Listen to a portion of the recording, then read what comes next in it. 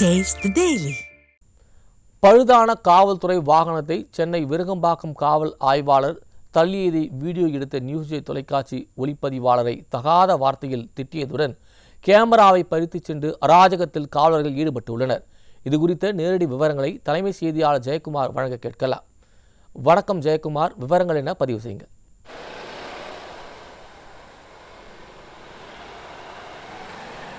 கண்டிப்பாக அருண், நாம் தற்பொழுது விருகம்பாக்கம் காவல் நிலையம் முன்பாக நிற்கிறோம். ஆற்காடு சாலை பகுதியில் விருகம்பாக்கம் காவல்துறை ஆய்வாளராக இருக்கக்கூடிய கண்ணன் என்பவருடைய அந்த காரானது பழுதாகி இருக்கிறது. அந்த காரை மெட்ரோ ரயிலில் பணிகளில் ஈடுபட்டு வரக்கூடிய ஊழியர்களை வைத்து தள்ளி இருக்கிறார்கள். 10க்கும் மேற்பட்ட நபர்கள் தள்ளியும் அந்த கார் இயங்க முடியவில்லை. இதனை அந்த பகுதியில் ஒரு செய்திக்காக சென்ற நம்முடைய ஒளிப்பதிவாளர் மற்றும் செய்தியாளர்கள் காட்சிப்படுத்தி இருக்கிறார்கள். அங்கு மாற்று உடையில் இருந்த ஒரு காவலரும், அதே போன்று கால் சட்டையில் காக்கி பேண்ட்டும், அதே போன்று ப்ளூ நிற டிஷர்ட்டும் அணிந்திருந்த மற்றொரு காவலரும் இணைந்து ஒளிப்பதிவாளரிடமிருந்து அந்த ஒளிப்பதிவு கேமராவை பிடுங்கி இருக்கிறார்கள். சார், இந்த காட்சிகளை மட்டும்தான் நாங்கள் எடுத்திருக்கிறோம், யாரையும் எதற்காகவும் தரக்குறைவாக போடுவதற்காக நாங்கள் எடுக்கவில்லை என்று ஒளிப்பதிவாளர் சொல்லியிருக்கிறார். ஆனாலும் அவரை கொலை மிரட்டல் விடுத்திருக்கிறார்கள். அதோடு ஒரு கொள்ளையரை போல அந்த ஒளிப்பதிவு கருவியை பறித்து கொண்டு வேகமாக இருசக்கர வாகனத்தில் சென்று அந்த விருகம்பாக்கம் காவல் நிலையத்திலே அந்த கேமராவை வைத்துவிட்டு அவர் தலைமறைவாகி இருக்கிறார். அதே நேரத்திலே அந்த அரையாடையோடு சீருடையிலும் மேல் சட்டை டிஷர்ட்டும் அணிந்திருந்த காவலர் செய்தியாளரை தரக்குறைவாக கொலை மிரட்டல் விடுத்திருக்கிறார். குறிப்பாக காவல்துறை என்பது மக்களுக்கு பாதுகாப்பு அளிப்பதற்காக உருவாக்கப்பட்ட ஒரு துறை. சென்னையை பொறுத்தளவிற்கு பல்வேறு இடங்களில் காவல்துறையினரே கொள்ளையில் ஈடுபடுவதும், பணம் பறிப்பில் ஈடுபடுவதும், போதைப் பொருட்கள் விற்பனை செய்வதும் என்பது நாள்தோறும் அரங்கேறி வருகிறது.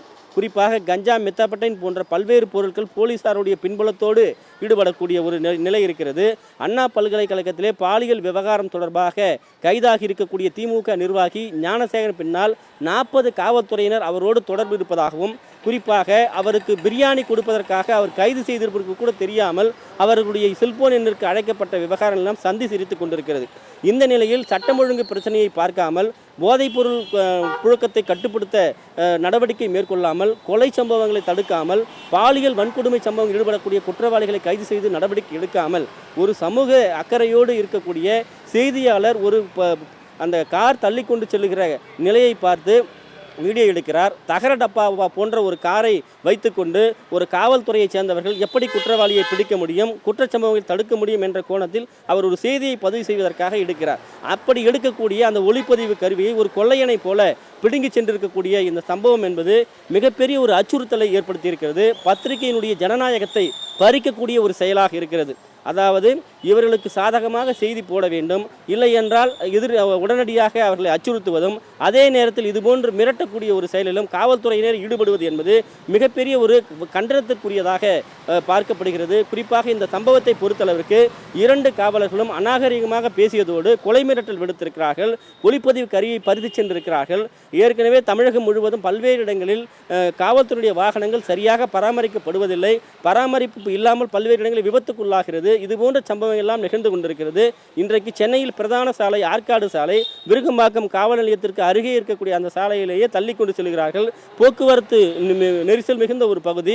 அதனை ஒரு செய்தி எடுக்கிற பொழுது அந்த ஒளிப்பதிவு கருவியை பிடுங்கி செல்கிறார்கள் என்றால் இவர்கள் உண்மையிலேயே மக்களுடைய நலனுக்காகத்தான் காவல்துறையில் பணியாற்றுகிறார்களா என்கிற மிகப்பெரிய ஒரு கேள்வி எழுதியிருக்கிறது.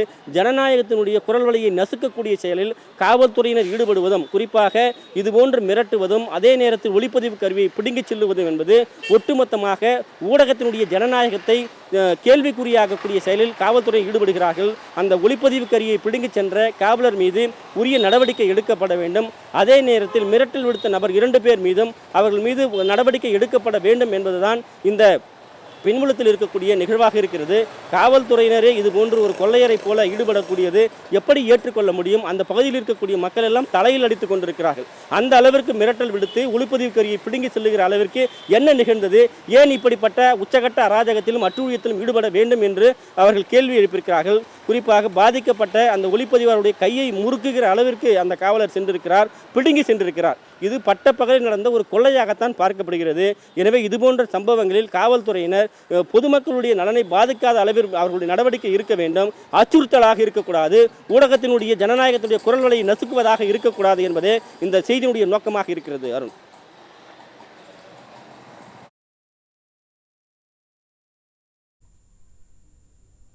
விவரங்களுக்கு நன்றி ஜெயக்குமார்.